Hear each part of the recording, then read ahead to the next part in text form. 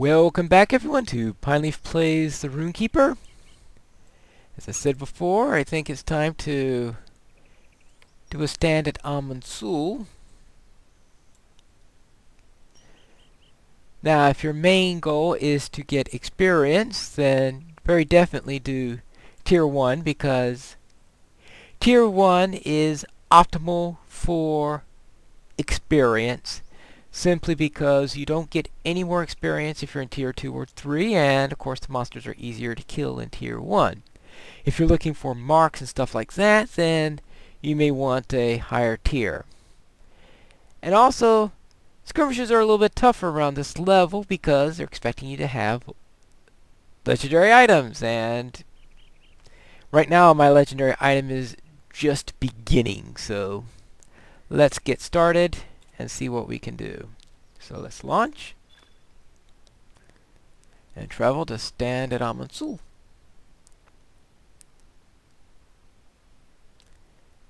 And not long ago, a great battle was fought upon the peak of Weathertop between Gandalf the Grey and the Nine. Evil has been drawn to Amon, where the ranger Candaith seeks to hold the hill for the Rangers of the North. alright, Flax isn't that badly trained. Alright, now, before we do anything, let's set that off. Greetings. And let's continue quest. And let's start lighting some campfires.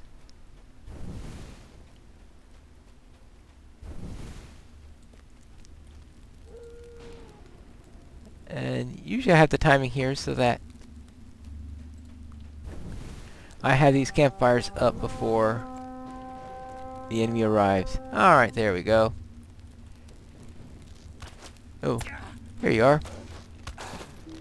Now this one is a now of course, unfortunately, one problem with this particular skirmish is that half the time you get these greenies, and greenies are of course worth only half the experience of normals. So the XP amount that you get isn't quite as consistent.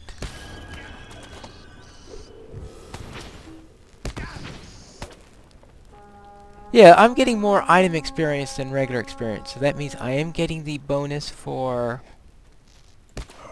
the VIP bonus is applying to my IXP. Back when they changed the rules for the VIP bonus on how it worked, that's when they add the ability to do IXP for it. And of course I have that 25% bonus that I applied to it.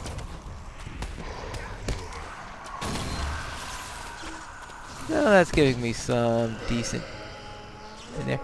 Now I've got this thing popping up here to tell me that I've leveled up my item, but I need to get it to level 10. I think I'm at level, probably around level 3 right now.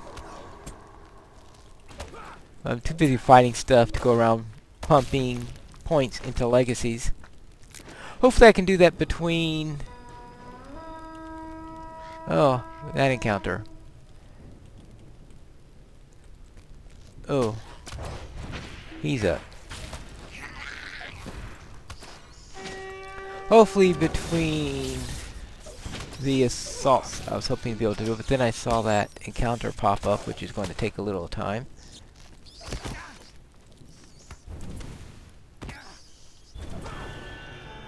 Well, I did that completely out of my usual order. Hey, I'm going to really confuse myself later on in this skirmish. I usually prefer to do things from a consistent set of campfires, because otherwise I might forget what I did if I don't do it in a consistent way. So I broke my usual pattern there.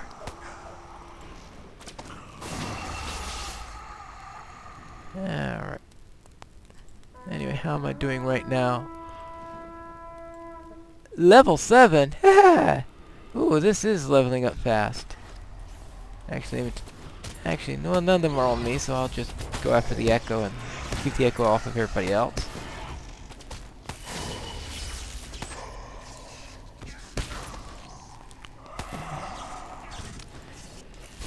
And I'm sure everybody else will take care of the the ads.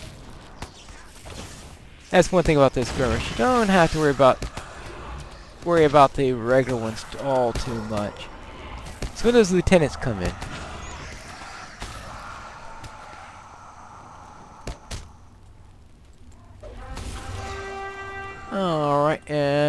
Alright, that's the end of that. But I do have a landman to take care of.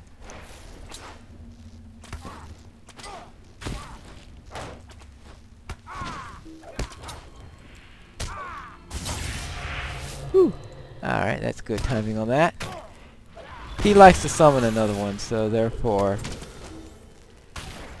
good to stun him when he looks like he might be getting ready to stun somebody. Alright, now let me throw some Fury of the Stern damage in here. So I want to rank this up. Yeah, don't prompt me every time I want to rank up. Yeah, good grief. Okay, I'm just pumping lots of points into there.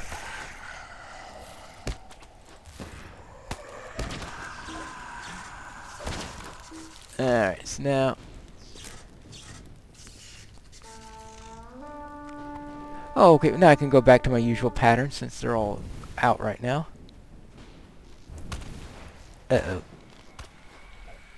Got it! For a moment there I thought someone hit me and reduced my time on that. Now, the bat is the least favorite of mine for the encounter mobs here. Oh well. Actually, in that one I don't mind him hitting me when I'm doing the 2 one since I just have to drop the torch for extra time anyway. It's a real pain when I'm doing the one where I'm trying to do 3 at a time. Because Bloodwing here, I'm not going to go after him right now. But he's really, really annoying because he has a habit of going in... Uh-oh. Oh, for a moment there I thought it was a Daywalker Berserker. And they can be dangerous because they're big, they're powerful, and you can't damage them. But the troll isn't too bad. Especially in this skirmish where it doesn't have too many things to heal anyway.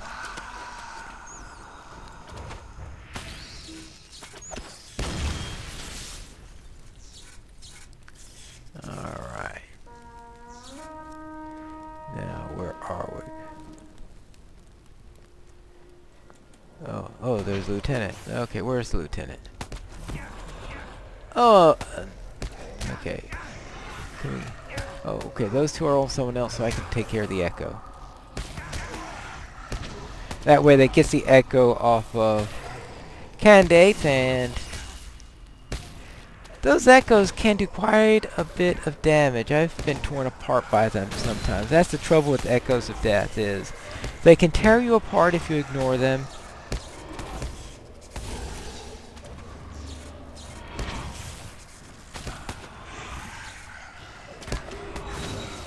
And if you hit them and somebody else hits you afterwards, you could be torn apart due to that damage buff. Alright, you'll be ignoring me since I think Candate hit him. Nice of you to do that. I'm going to wait till these are dead before lighting the next torch.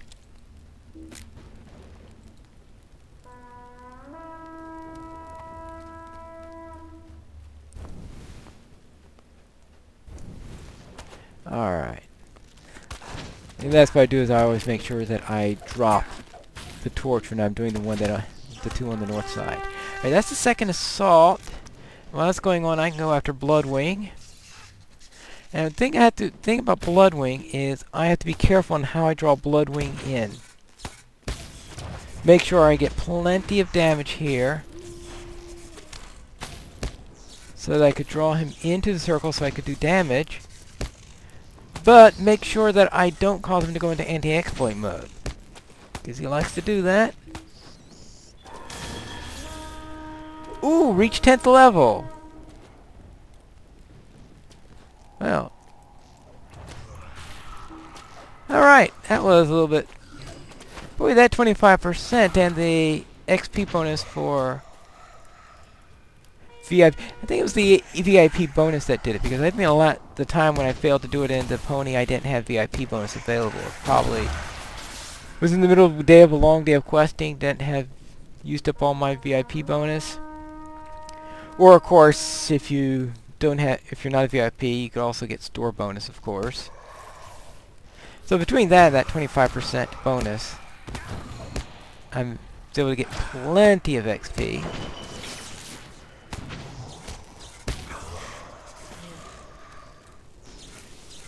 And the only reason why I did Amon is because I thought there was a possibility that those two bonuses would make a difference, and it certainly did. In the past, if I wanted to be sure I completed it in a single skirmish, I'd have to run something like Tuckborough. Perhaps Attack at Dawn. One of those. Icy Crevasse.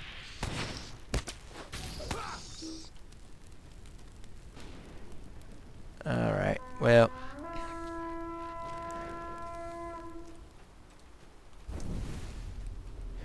But if you have a couple of XP bonuses, then it looks like you can get away with a single run of Amon.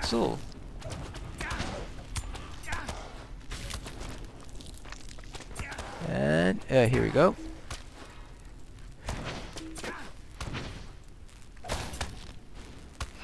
Now, let me add to my tactical a little bit here. Alright, now I won't be able to level anymore. You see it's yellow now. So until I go back and get reforged, it's not going to go past level 10. That happens at all the levels divided by 10, is you have to go and get it reforged to unlock new legacies or improve your current legacies, and we'll see that when we finish this skirmish. And we are in the third assault here. There are 3 assaults. And because I was talking so much, I'm not completely sure which wave of this assault we're in. I think we're around wave 3 right now, but I'm not too completely sure. It's easier to keep count when you're getting regular lieutenants. When you don't have lieutenants, it's very easy to lose your count, because lieutenants only come on the even ones. So I use them almost as a clock to see how far I'm progressing and to make sure I don't slip up. So if you go several even ways without a lieutenant, then it's easy to lose track. Now, of course, that's another hint that we've completed about 4 of them, is that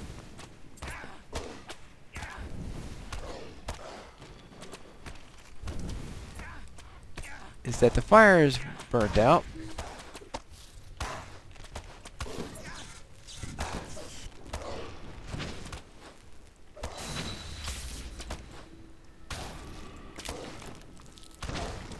Alright, and oh, well, that tells you how far... Oi!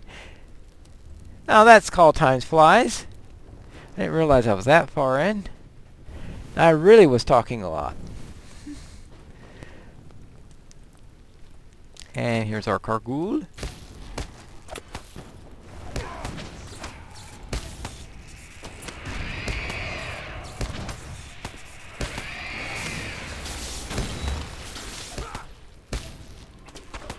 He's down. I might as well loot the body while I'm here. Now, we're doing this at level 51. Starting at level 50,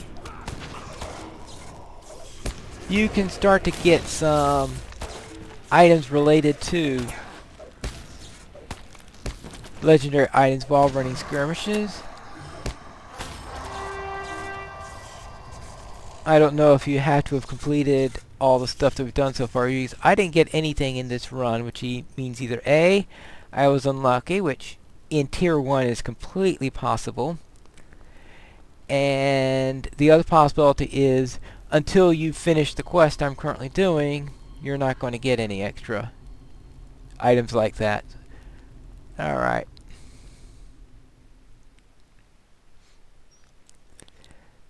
Alright, that was Amon. So Here we go. Reached level 10.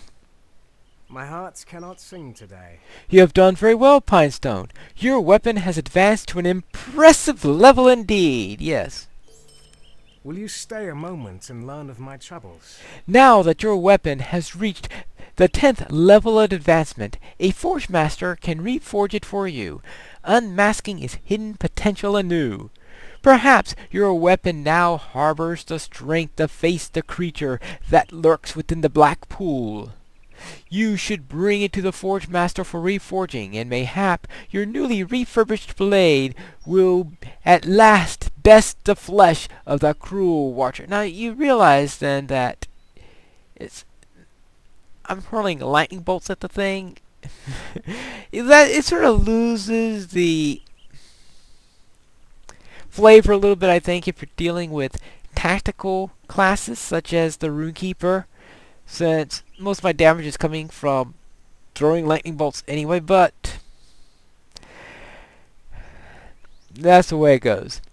Once a legendary item receives enough experience, it can be brought to a Forge Master to be reforged. Reforging such weapons reveals its hidden potential, and you'll see a legendary item needs reforged item message there. Standard Amon. Oh yes, of course. I've completed 2 of those things there. So therefore, we'll accept this quest, and let's reforge. At your service and your families. So now at this point, I can also name it. So I could say, for example, I'll call it Amber, and I can. How about Frozen Amber? Yeah, okay, so Frozen Amber is what I'll call it. I could either check this to refund the legendary points I've spent into it, which so far I've spent points into tactical damage and Furious Storm Ray. Now, since I'm going to want to keep these investments, I don't feel like redoing it every time, so I'm going to turn the refund off. In fact, that's why you normally do. If you want to go back to the default name for some reason, you could just click this box. I don't think I've ever used that, and just hit Reforge. And then you give them a choice of 2 legacies, either Chill of Winter Damage or Vivid Imagery Targets. Now, this is where things get a little bit tricky. Now, the Vivid Imagery Targets is certainly more to my liking as to which one it has, because it gives you additional targets. And right now, what do I have for Vivid Imagery? Max targets is 3, so that'll give me a 4th target. Now, I don't think I'll too often need more than 4, so I'm probably not going to be pumping points into it to make it more powerful, especially since it's very expensive. But if I did want to put points into it, I'd probably prefer it to be around 5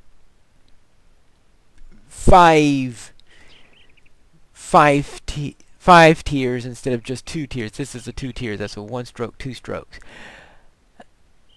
So I will take this. Normally, though, if I'm given a choice and it's a close match on which one I want, I go with the one that's the higher tier already, so I don't have to worry about pumping up the tier, because this is a tier 4, that's a tier 2. So if I use Chill of Winter more, or I thought maybe I want to chance it, I'd rather have Vivid Imagery at a high tier than have it at a low tier. In other words, I would say this, if I thought that a low tier would be worthless, but a high tier, I might skip by it now and hope I get it better with a better tier later on. But right now, I think Vivid Imagery at tier 2 would be sufficient for my needs. Now, you can pump it up later when you get up to later levels, but that's an entirely different matter. But it's harder to pump things up that's for starting at a lower tier. So, we are done with that. We can close that. We can close that. I've got all the points I need in there because I've only got 1 point left, so I could pump in more stuff as I level it up. Grey is the shadow upon my heart. That has done it, Pinestone. The reforging of your weapon has revealed it to be a very high quality indeed. You must return to Helene at once and show Rathwald, the dwarf, at the crumbling arch near Ekadunan, that you wield a great weapon. Surely it will give the dwarves of his company new-found hope. Go at once, friend. I deem that the weapon has come forth from the very fibers of legend for this purpose. So now we go to Wrathwald, and that's where we'll continue in our next episode of Pineleaf Plays, the Rune-Keeper.